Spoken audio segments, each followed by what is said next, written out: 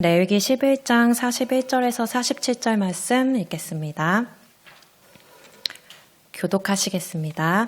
땅에 기어다니는 모든 길짐승은 가증한즉 먹지 못할지니 곧 땅에 기어다니는 모든 기는 것 중에 배로 밀어 다니는 것이나 네 발로 걷는 것이나 여러 발을 가진 것이라 너희가 먹지 말지니 이것들은 가짐함이니라. 너희는 기는 바 기어다니는 것 때문에 자기를 가증하게 되게 하지 말며 또한 그것 때문에 스스로 더럽혀 부정하게 되게 하지 말라. 나는 여호와 너희의 하나님이라. 내가 거룩하니 너희도 몸을 구별하여 거룩하게 하고 땅에 기는 길짐승으로 말미암아 스스로 더럽히지 말라. 나는 너희의 하나님이 되려고 너희를 애굽 땅에서 인도하여 낸 여호와라. 내가 거룩하니 너희도 거룩할지어다. 이는 짐승과 새와 물에서 움직이는 모든 생물과 땅에 기는 모든 길짐승에 대한 규례니 함께 읽겠습니다. 부정하고 정한 것과 먹을 생물과 먹지 못할 생물을 분별한 것이니라. 아멘. 기도하시겠습니다. 오늘도 말씀과 기도의 자리로 인도해 주심에 감사드립니다.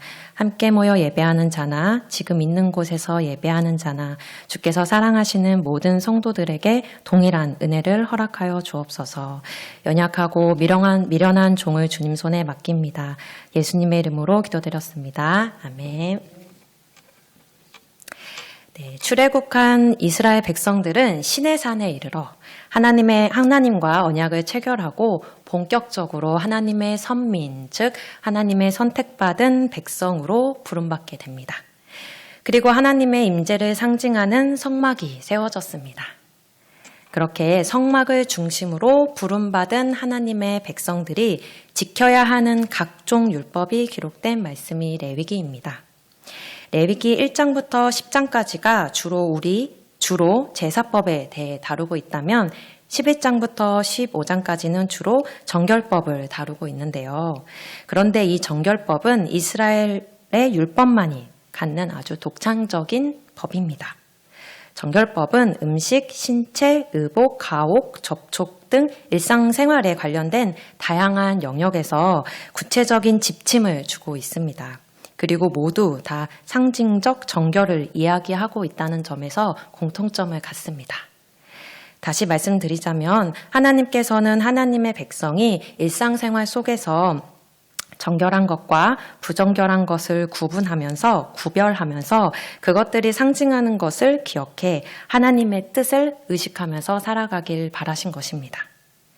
정결법 중 음식에 관한 규례에 해당하는 오늘 본문 11장도 마찬가지입니다. 하나님께서는 동물의 생김새를 매우 상세히 설명하시면서 먹을 수 있는 정결한 동물과 먹을 수 없는 부정한 동물을 알려주시는데요. 그렇다면 정한 동물과 부정한 동물이 의미하는 것은 무엇이며 그 의미들을 통해 하나님은 자신의 백성들에게 가르치고자 하시는 것이 무엇일까요? 여러분 모두 식사하시기 전에 식사 기도하시죠. 저도 어렸을 때부터 당연하게 식전 기도를 했습니다. 학교에서도 점심시간에 식사 기도를 하면서 친구들도 자연스럽게 너 교회 다녀? 이런 질문을 받으면서 제가 교회 다니는 걸 다 알게 되었습니다. 그런데 어렸을 때는 제가 식사 전에 식전 기도를 하는 것에 대한 의미를 잘 알지 못했어요. 그래서 식사 전에 기도를 하지 않는다는 건 굉장히 큰 죄를 짓는 줄 알았습니다. 그래서 너무 배고파서 가끔 기도를 깜빡하고 이제 식사를 하다가 내가 기도를 못했구나 이렇게 깨닫는 순간 이 수저를 내려놓고 다시 기도를 해야 될지 아니면 다음에 해야 할지 막 고민하고 갈등하고 어린 마음에 막 되게 죄짓는 기분으로 고민했던 기억들도 있습니다. 그러다가 자라면서 제가 식사 기도가 어렸을 때 생각했던 그것이 아니라는 걸 깨닫게 되었습니다. 우리가 하루 3번 밥을 먹을 때마다 식사 기도를 하는 이유는 오늘 주신 양식에 대해 우리가 감사드리며 나를 돌보아주시고 기르시는 분은 하나님이심을 고백하면서 내 일상생활 속에서 하나님을 의식하는 것이었습니다. 또한 학교나 직장에서 식사 시간마다 기도를 하면서 나는 기독교인이라는 정체성을 나타내게 되는 것입니다. 이스라엘 백성들도 마찬가지였습니다. 정결 규례를 지키면서 하나님을 의식하고 또 하나님이 또한 자신들이 하나님의 백성이라는 정체성을 갖게 되었고요. 그래서 유대인들은 어떤 음식을 먹느냐 또는 먹지 않느냐를 가지고 자신들과 이방인들을 구분하는 데 사용짓기도 했습니다. 그렇다면 오늘날 우리에게 정결법은 어떤 의미를 갖는지, 그리고 정결법에 담겨있는 하나님의 뜻은 무엇인지 함께 말씀을 통해 살펴보도록 하겠습니다. 오늘 본문은 아니지만 오늘 새벽에 들었던 본문의 앞부분 11장 1절에서 23절을 잠깐 보겠는데요. 11장 1절에서 23절은 동물들이 사는 거주 영역에 따라서 그 부분을 네 단락으로 구분하고 있습니다. 첫 번째는 땅에 사는 동물들, 두 번째는 물에 사는 물고기들, 세 번째는 공중에 나는 새들, 네 번째는 땅과 곤충에 사는 곤충들에 대한 이야기입니다. 먼저 제가 1절부터 8절을 빠르게 읽겠습니다. 여호와께서 모세와 아론에게 말씀하여 이르시되 이스라엘 자손에게 말하여 이르라. 육지의 모든 짐승 중 너희가 먹을 만한 생물은 이러하니 모든 짐승 중 굽이 갈라져 쪽발이 되고 새김질을 하는 것은 너희가 먹되 새김질을 하는 것이나 굽이 갈라진 짐승 중에도 너희가 먹지 못할 것은 이러하니 낙타는 새김질을 하되 굽이 갈라지지 아니하였으므로 너희에게 부정하고 사반도 새김질은 하되 굽이 갈라지지 아니하였으므로 너희에게 부정하고 토끼도 새김질은 하되 굽은 갈라지지 아니하였으므로 너희에게 부정하고 돼지는 굽이 갈라져 쪽발이 돼 새김질을 하지 못하므로 너희에게 부정하니 너희는 이러한 고기를 먹지 말고 그 주검도 만지지 말라. 이것들은 너희에게 부정하니라. 반복적으로 너희에게 부정하다고 말씀하십니다. 너희에게라는 대상을 제한하는 표현으로 동물 자체가 부정하다라는 것이 아니라 이스라엘 백성에게 주신 율법과의 관계에서만 이 동물들이 부정하다라는 것을 알려주고 있습니다. 이렇게 짐승의 정결 규례를 간단히 구분하자면 굽이 갈라지고 대새김질하는 것은 정하여 먹을 수 있습니다. 우리가 바로 함께 읽진 않았지만 9절에서 11절에 물고기에 대한 규례도 마찬가지입니다. 지느러미와 비닐이 있는 것은 먹을 수 있지만 지느러미와 비닐이 없는 것은 먹을 수 없습니다. 이 규례들에 대해서 굉장히 다양한 해석들이 있습니다. 제의적 해석, 상징적 해석, 심지어 이거는 위생에 관련된 것이다. 굉장히 많은 해석들이 있습니다.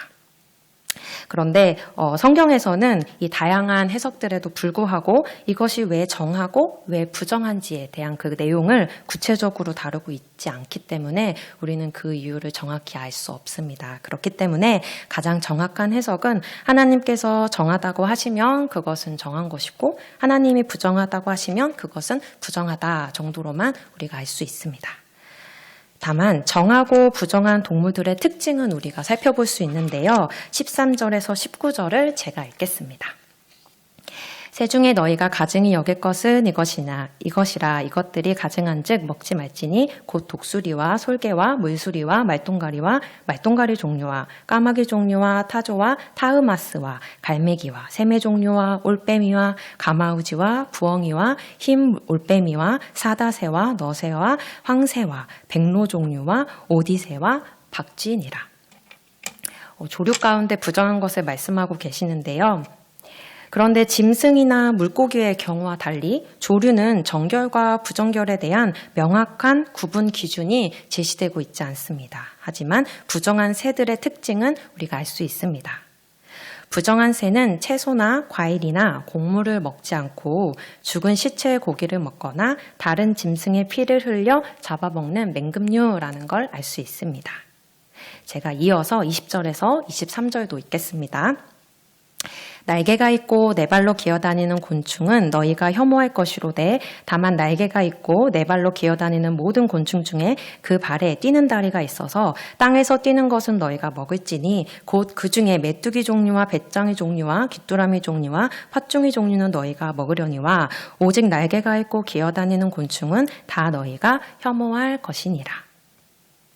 우리가 곤충의 다리는 6개다라고 모두 다 알고 있는 사실이 있죠. 그런데 성경은 왜 곤충의 다리를 4발이라고 이야기했을까요?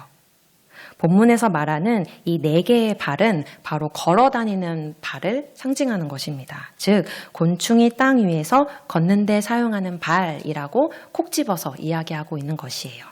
왜냐하면 21절에 뛰는 다리로 나타난 이 뛰는 다리는 뛰어오르기 위한 한 쌍의 다리로도 해석할 수 있기 때문입니다. 따라서 나머지 2개의 발이 가진 기능을 더 부각시키기 위해 하나님께서는 4발과 뛰는 2 다리를 구분해서 말씀해주고 계십니다.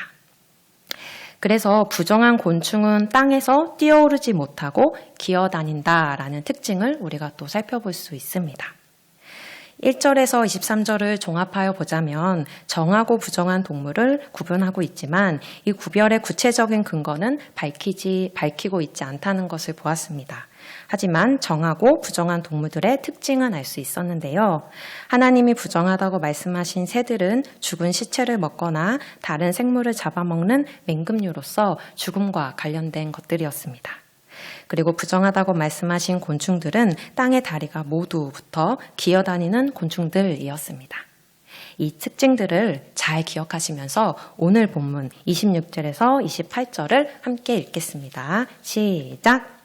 이런 것은 너희를 부정하게 하나니 누구든지 이것들의 주검을 만지면 저녁까지 부정할 것이며 그 주검을 옮기는 모든 자는 그 옷을 빨지니 저녁까지 부정하리라.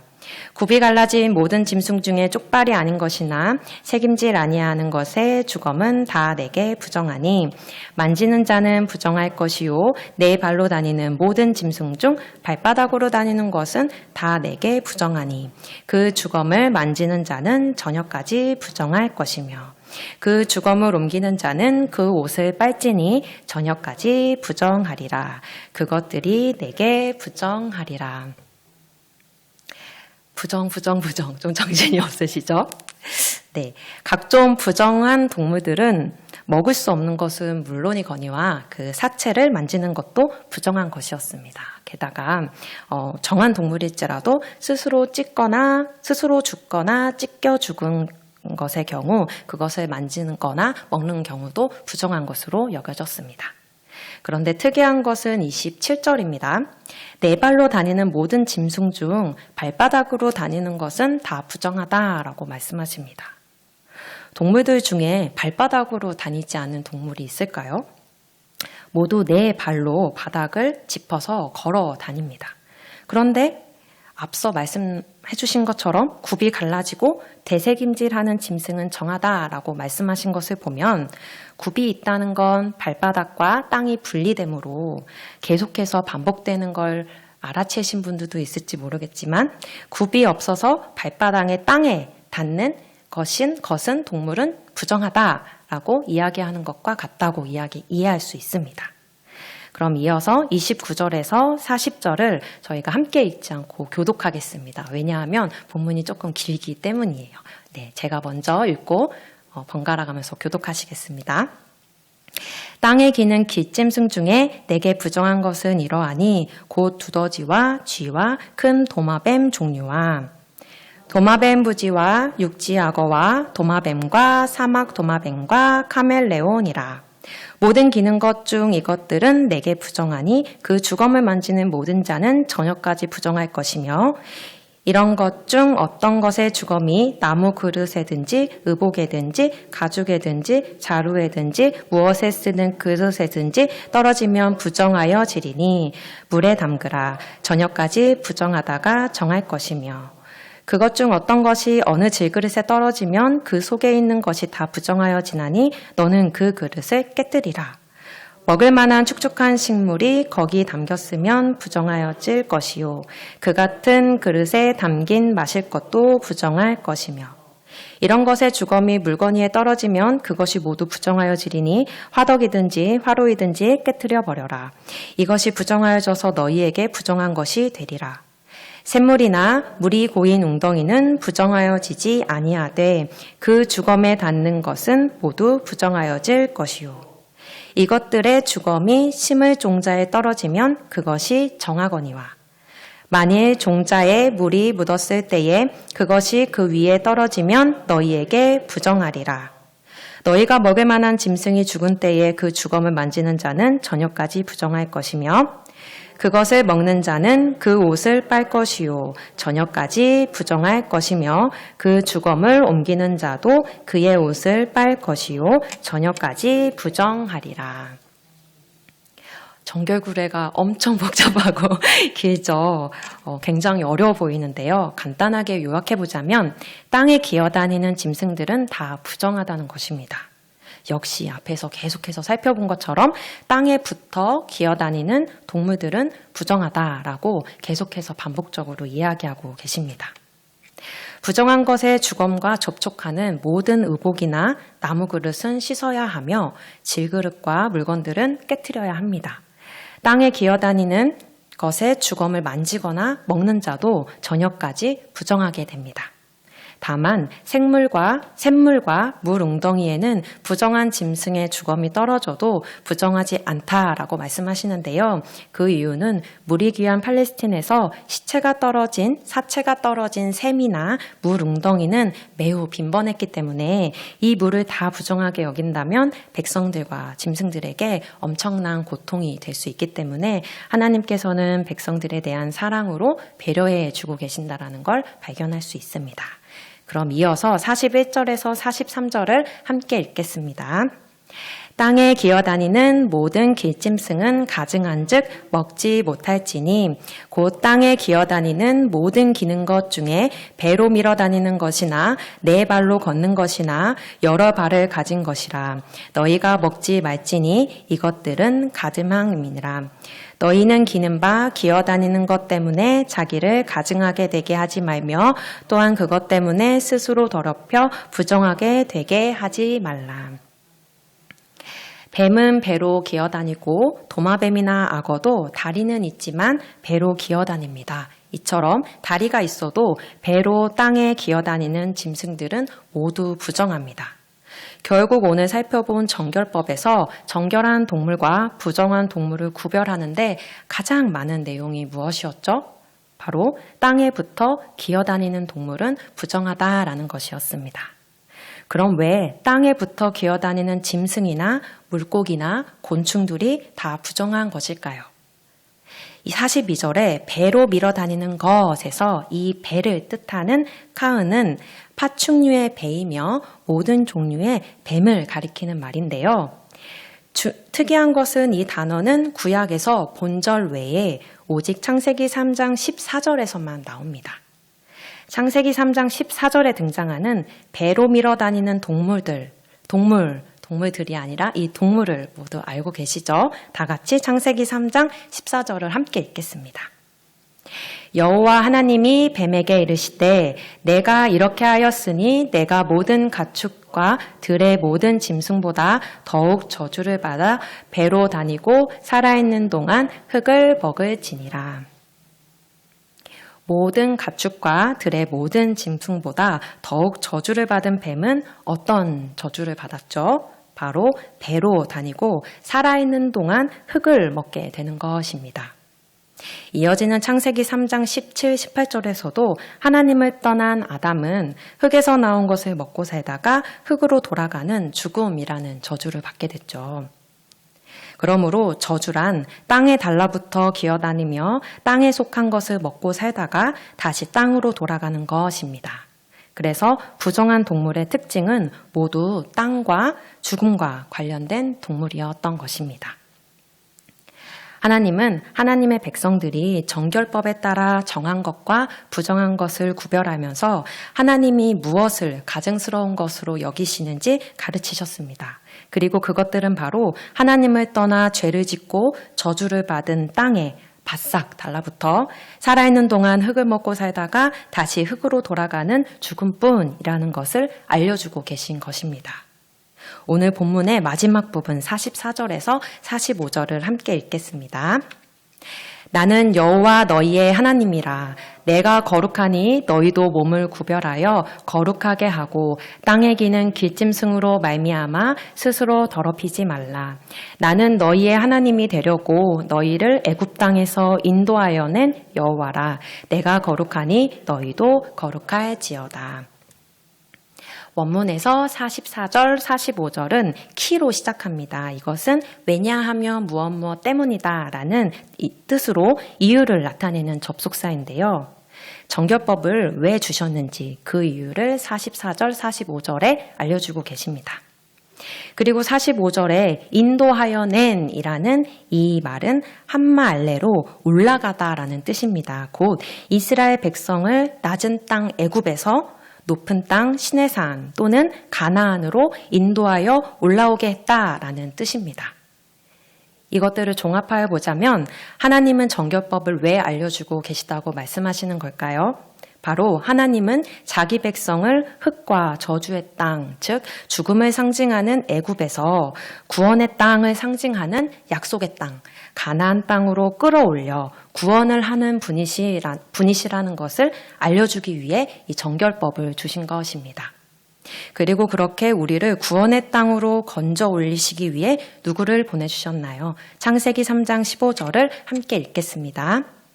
내가 너로 여자와 원수가 되게 하고 내 후손도 여자의 후손과 원수가 되게 하리니 여자의 후손은 내 머리를 상하게 할 것이요 너는 그의 발꿈치를 상하게 할 것이니라 하시고, 뱀은 저주를 받아 땅에 달라붙어 배로 기어다니는 신세가 되어버렸습니다. 그리고 지금도 하나님의 백성이 하나님을 떠나 땅에 붙어 살아가게 하도록 미혹하고 있습니다. 그렇기 때문에 하나님께서는 땅에 붙어 기어다니는 것을 향해 가증한 것이다 라고 말씀하고 계신 것입니다. 그런데 여인의 후손이 그 뱀의 머리를 상하게 한다고 말씀하셨어요. 그리고 그렇게 여인의 후손으로 오신 예수 그리스도께서 정말 십자가의 죽음과 부활로 땅의 저주인 죽음을 이기셨습니다. 그러므로 우리가 부정한 땅으로부터 떨어져 정결하게 될 수 있는 유일한 방법은 무엇이죠? 바로 하나님의 약속대로 여자의 후손으로 오신 예수 그리스도 안에 속하는 것입니다. 그래서 신약에서는 더 이상 정함과 부정함을 나누는 기준이 율법 조문이나 외적인 조건이 아니라고 말씀하십니다. 예수님께서도 사람을 더럽게 하는 것은 밖에서 사람의 입으로 들어가는 것이 아니라 사람의 마음에서 나오는 것이다 라고 말씀하셨습니다. 바울은 아예 정함과 부정함은 이미 십자가에서 완료되었음을 증거하였고 예루살렘 공회는 회심한 이방인들에게 더 이상 음식법 준수라는 족쇄를 채우지 않기로 결정했습니다. 예수님이 오시기 전에는 음식법이 유대인과 이방인을 구별하는 기준이 되었지만 예수 그리스도의 승리로 그 분리의 장벽이 무너졌고 허물어졌기 때문입니다. 그러므로 유대인과 이방인, 자유인과 노예, 남자와 여자가 모두 그리스도 안에서 하나가 될 수 있는 것입니다. 다 같이 히브리서 11장 13절, 16절을 함께 보겠습니다. 이 사람들은 다 믿음을 따라 죽었으며 약속을 받지 못하였으되 그것들을 멀리서 보고 환영하였으며 또 땅에서는 외국인과 나그네임을 증언하였으니 그들이 이같이 말하는 것은 자기들이 본향 찾는 자임을 나타내미라. 그들이 나온 바 본향을 생각하였더라면 돌아갈 기회가 있었으려니와 그들이 이제는 더 나은 본향을 사모하니 곧 하늘에 있는 것이라. 이러므로 하나님이 그들의 하나님이라 일컬음을 받으심을 부끄러워하지 아니하시고 그들을 위하여 한 성을 예비하셨느니라.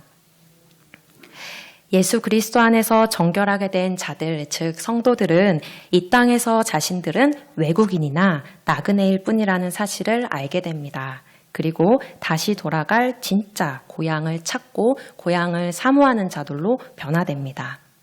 게다가 하나님께서는 이 성도들이 더 이상 이 땅에 달라붙어 살 수 없도록 이끌어 주시겠다고 약속해 주시는데요. 베드로후서 1장 3절에서 4절을 함께 읽겠습니다.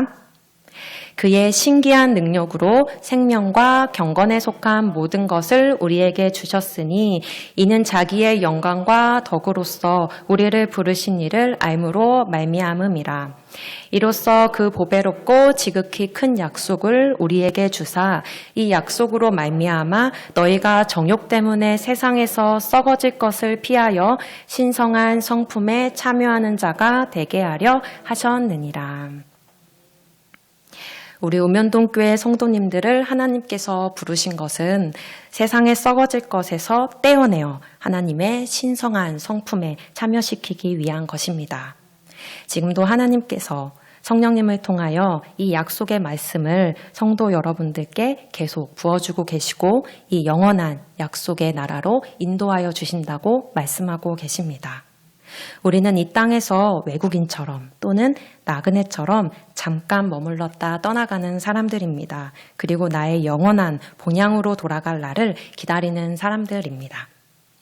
오늘 이 기도의 시간을 통하여 나에게 본향을 잊어버리게 만들고 또 이 땅에 붙어 살고 싶게 만드는 기어다니는 가증한 것이 무엇인지 구별하는 은혜가 있길 원합니다. 그리고 약속대로 여자의 후손 예수 그리스도를 보내심으로 땅의 저주를 끊으시고 죄와 죽음으로부터 우리를 영원한 생명으로 옮기신 하나님의 신실한 사랑을 깨닫는 은혜의 자리가 되길 원합니다.